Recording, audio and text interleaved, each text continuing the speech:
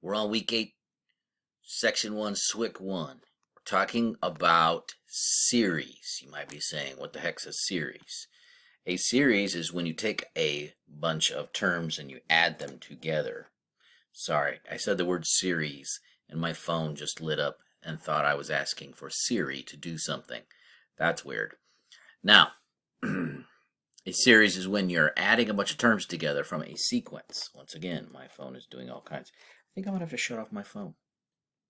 Now, when all the terms that you're adding together come from an arithmetic sequence of numbers, such as what you see here, 2, 4, 6, 8, 10, 12, we can see that they are going up by a difference of 2, right? Between every terms, there is a difference of 2. Now, there's this thing called summation notation. It is a mathematical shorthand. Shorthand just means a shorter version, kind of like an abbreviated version. But this particular shorthand tells us information. And I'll talk to you about that here in a minute. Okay? Now, the first thing we need to do is figure out how many terms there are. I'll talk to you about why that's important here in a minute. I gotta zoom out just enough so you can see. This is ridiculous. I wanted to see this stuff. All right. So we want to find the number of terms. The last term in this group is 12. So remember our formula, a sub n equals a sub 1 plus n d times n minus 1. Well, you know, right here you got your a sub n, right here you got your first term, right here you got your common difference, right? And then you've got your n minus 1. We need to solve for n. So, of course, we're going to subtract that 2 to the other side.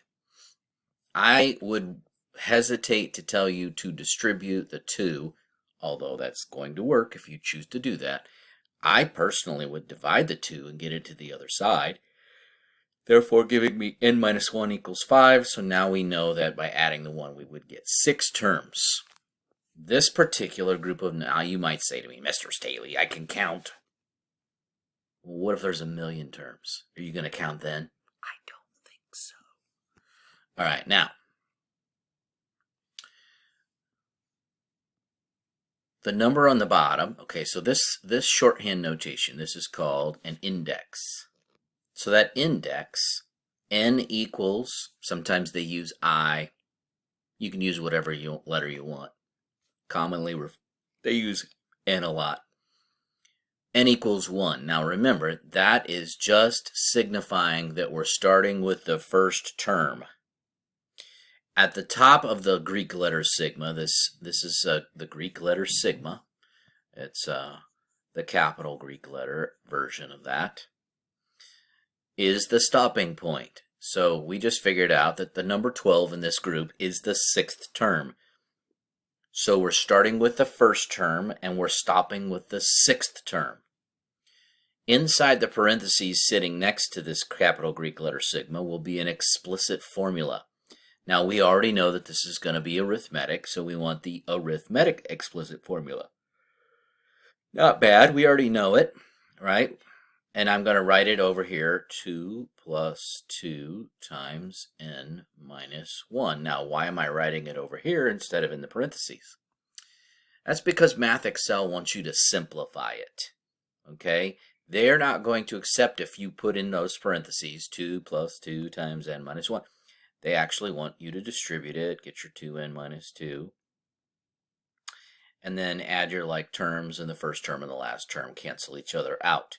So they want the simplified version, 2n inside there. Now, if you were writing this out in my math class, I would accept the other one, but they don't. They want the 2n. So, got the Greek letter sigma, n equals 1 on the bottom, 6 on the top, and then next to it in parentheses, 2n. That's a shorthand notation that represents this thing right here. You're supposed to start by plugging in a 1, then a 2, then a 3, then a 4, then a 5, then a 6, and that's the last one you plug in, which generates the numbers 2, 4, 6, 8, 10, and 12. Okay? This is your first introduction to summation notation, so I know it looks a little weird. And yes, you will need practice with it, which is why we're doing it a bunch. Okay, so on this particular question, once again, they didn't tell me how many terms there were. So I know that the last term, 34, is equal to first term plus common difference times n minus 1. So you can see that I subtracted the 4 over, then I divided by the 3 and found out that 10 is equal to n minus 1, therefore we have 11 terms. So in terms of this being a multiple choice question, you'll notice that I crossed off all of them that stopped with the 10th term or the 12th term or the 10th term. Any of those are not good stopping points. We only have 11 terms. So the only choices that I really had were A, C, and H for this particular one. Now next to it needs to be, I'm sorry for yawning. I don't like to yawn in these videos because you guys hate me when I do it. But then you have to write an explicit formula. So let's see here. We've got first term is 4, common difference is 3, so start solving, right? We're going to distribute the 3 and get 3n minus 3. Then we're going to add the like terms, and we get 3n plus 1, which immediately takes us to letter choice A. You can plug in a 1 and you will get 4. You can plug in a 2, you'll get 7. You can plug in a 3, you'll get 10. Okay, question 3. So similar practice, you're starting with the last term of 35, and you got first term is 8, common difference is 3, and so you subtract the 8 over to the other side, divide by 3, and then add 1. We know there are 10 terms. So cross off everything that doesn't stop with the 10th term, and then move on, right? Why did I mark that? And then you can see that, and I probably need to, I wrote out my explicit formula and started to simplify it, right? Distribute the 3, add like terms, and I got 3n plus 5. Okay? And that led me down to this one. And that's all for Swyk 1. I thought I could get more into this video, but I guess I'm going to have to make another Swyk. Talk to you later.